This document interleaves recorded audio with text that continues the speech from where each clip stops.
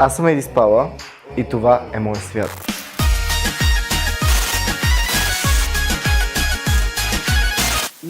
Той е провокативен, авангарден, иновативен, скандален.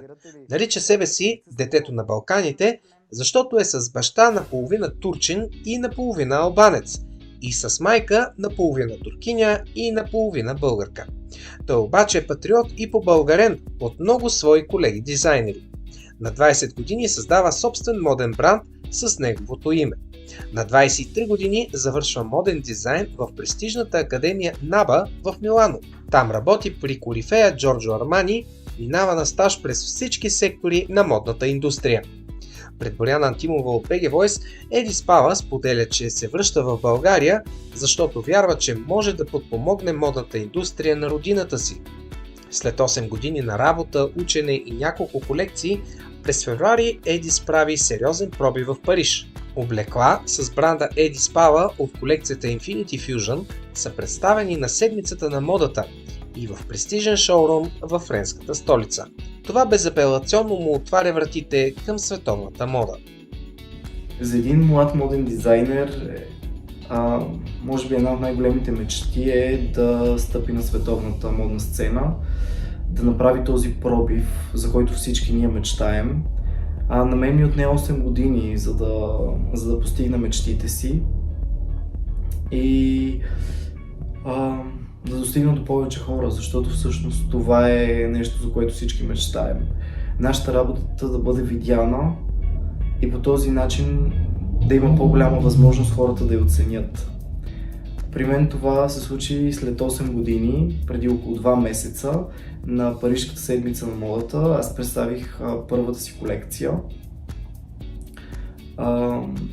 и съм много развълнуван, защото в момента получаваме имейли и предложения от хора от цял свят, които искат да представят бранда, хора, които искат да продават бранда в техните държави.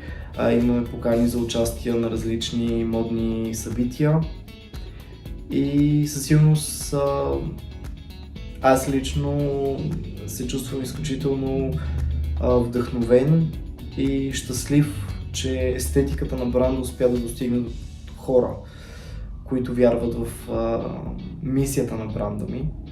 На 23 години Еди Спала осъзнава, че до успеха се стига стъпка по стъпка и започва от начало. Аз съм изключително амбициозен и много вярвам в пътя.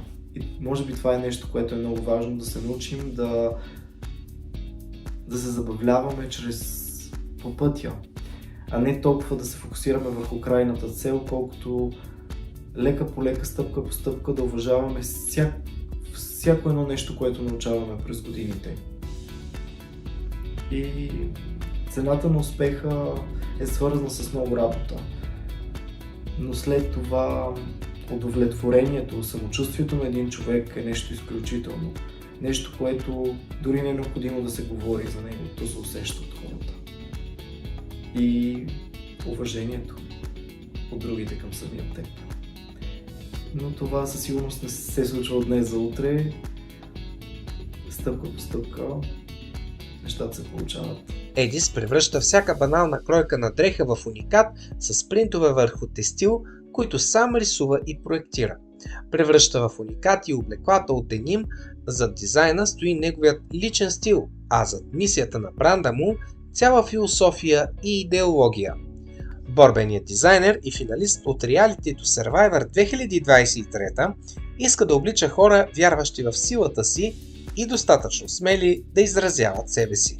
Като философия на бранда, със сигурност аз много вярвам в послания. Тази магия някакси от един бял лист и един молив да създадеш един цял свят, който да има силует, да има цвят, да има послание към хората е много важна.